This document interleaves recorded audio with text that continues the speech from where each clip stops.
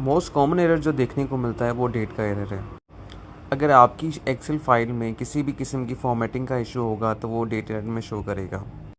तो आइए देखते हैं कि किस वजह से ये डेट का फॉर्मेट का एरर देता है। अभी तक जितने लोगों ने डेटा सेंड की है उनमें जो जो इश्यूज़ थे वो मैंने सारी एक शीट में कंपाइल कर दी हैं, और इसमें अभी आके देखते हैं कि इसमें कौन कौन सी चेंजेस की गई हैं जिसकी वजह से डेट का एरर आ रहा है। सबसे पहले आप देख सकते हैं कि इसमें काफ़ी मॉडिफिकेशंस की गई हैं। सबसे पहले तो इसमें एक कॉलम सबसे ऊपर जो है नेम ऑफ ब्लड बैंक का ऐड किया गया है। उसके बाद इसमें सीरियल नंबर की एक रो भी ऐड की गई है। हमने आपको पहले भी बताया था कि जो डेटा आपने सेंड करनी है, जो वेबसाइट के ऊपर टेम्पलेट है वो डाउनलोड करके उसमें आपने डेटा एंटर करनी है, और किसी भी किस्म की कोई मॉडिफिकेशन नहीं होनी चाहिए। कोई आपने सेल, रो, कॉलम ऐड नहीं करना, और ना ही आपने जो हेडिंग्स दी गई हैं उनको चेंज करना है। जो ओरिजिनल टेम्पलेट का फॉर्मेट है आपने उसको वैसे ही रहने देना है, कोई इसमें छेड़छाड़ नहीं करनी, बस आपने डेटा एंटर करनी है। तो ये जो आप देख रहे हैं कि इसमें 2 रो छोड़ने के बाद काम स्टार्ट किया हुआ है। तो ये 2 रोज़ में यही समझ जो एक्सेल है वो यही समझ रहा है, या जो सॉफ्टवेयर है वो यही समझ रहा है, लेकिन इनकम्प्लीट डेटा है।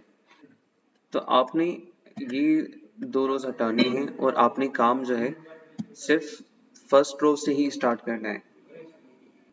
और इसमें जो डिस्ट्रिक्ट और नेम ऑफ ब्लड बैंक है वो एग्जैक्टली सेम वही होगा जो आपके अकाउंट पे मेंशन है। आपने यहाँ से मंथली रिपोर्ट में जाएंगे, मंथली रिपोर्ट में जो मेंशन है आपने एज इट इज इसको कॉपी पेस्ट करना है।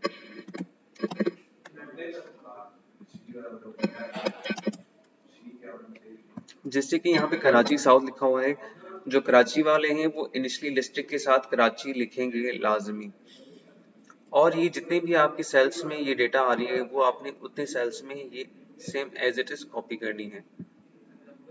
और अगर किसी भी सेल में डेट का इशू होगा, डेट अगर मिसिंग होगी तो उसमें भी एरर देगा। और उसके अलावा आप ये देख सकते हैं कि जो डेट है वो स्लैश के फॉर्मेट में ये यहाँ पर लिखी हुई है और कहीं पे डैश के फॉर्मेट में लिखी हुई है। तो आपने सारी डेट्स को जो है आपने सारी डेट्स को डैश के फॉर्मेट में ही लिखना है। अगर आपके पास बहुत ज्यादा एंट्रीज हैं और आपकी सारी जो सॉफ्टवेयर में अभी तक चेंजेस नहीं हो पाई, होगा कि ये कंट्रोल F दबाएंगे और रिप्लेस को क्लिक करेंगे। रिप्लेस को क्लिक करने के बाद फाइंड व्हाट में आपने स्लैश लिखना है और रिप्लेस विथ डैश करेंगे और रिप्लेस सॉल्व कर देंगे।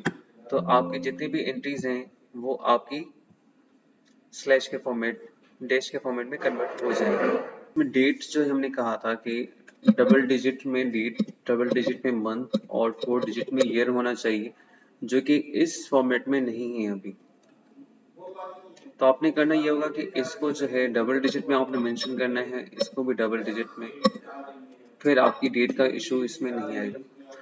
और उसके बाद आगे चल के देखते हैं कि इसमें कुछ इन्होंने ब्लड ग्रुप्स हैं जो ड्रॉप डाउन मेन्यू में से चूज नहीं किए। हमारी जितनी भी सेल्स हैं, जितने ब्लड ग्रुप हैं उसमें प्लस और माइनस के साइंस हैं, तो आपने ये यहाँ से चूज करना है। यहाँ पर भी आप रिप्लेस का ऑप्शन यूज कर सकते हैं, जैसे कि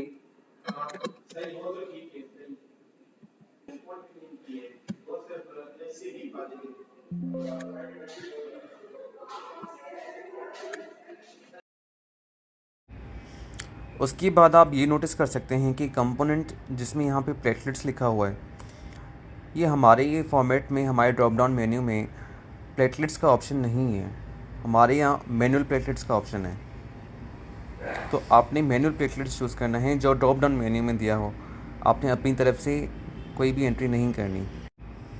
उसके बाद आप ये देख सकते हैं कि यहाँ पर जो है 2 एक्स्ट्रा शीट्स ऐड की गई हैं, जो कि आप लोग एनालिसिस या फिर एक्स्ट्रा डेटा देने के लिए करते हैं, जिसकी हमें बिल्कुल भी ज़रूरत नहीं है। और इस तरह के शीट्स आप जब भी ऐड करते हैं तो ये हमारे लिए और परेशानी का ही बायस बनती हैं, तो ये काइंडली ऐड ना किया करें। इसके बाद किसी भी सेल में किसी किस्म की एक्स्ट्रा फॉर्मेटिंग नहीं होनी चाहिए, ना ही कोई एक्स्ट्रा बोल्ड हो, एक्स्ट्रा स्पेस किसी में दें। और सबसे लास्ट और इम्पॉर्टेंट चीज़ ये है कि आपने एक्स्ट्रा सेल्स, जो एम्प्टी सेल्स हैं, उनको डिलीट करना है।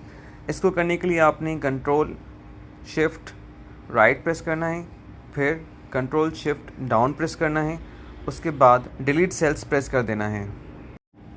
कुछ लोग ये समझते हैं कि डेट फॉर्मेट का एरर जो दे रहा है, जब हम ये वेबसाइट के ऊपर अपलोड कर रहे होते हैं, यहाँ पे कैलेंडर में से चूज़ करते हैं तो यहाँ पर पहले मंथ बताता है, फिर डेट और फिर ईयर बता रहा है। तो ये कुछ लोग ये समझते हैं कि वेबसाइट के ऊपर जो डेट है उसका इशू आ रहा है, लेकिन ये इसका इशू नहीं होता। ये तो आपने कैलेंडर में से चूज़ की तो सॉफ्टवेयर को पता है कि कौन सी डेट है। ये सारी इशू जो आ रहे हैं वो एक्सेल में जो डेट है उसके इश्यूज आ रहे हैं, क्योंकि डिफरेंट फॉर्मेट्स को या एम्प्टी सेल्स को जहाँ पे कहीं पे इंफॉर्मेशन है कहीं पे मिसिंग है तो वो उसको इंटरप्रेट प्रॉपर नहीं कर पाता है, इसलिए ये डेट का एरर आ रहा है। इंशाल्लाह ये सब करने के बाद आपके पास डेट का इशू नहीं आएगा।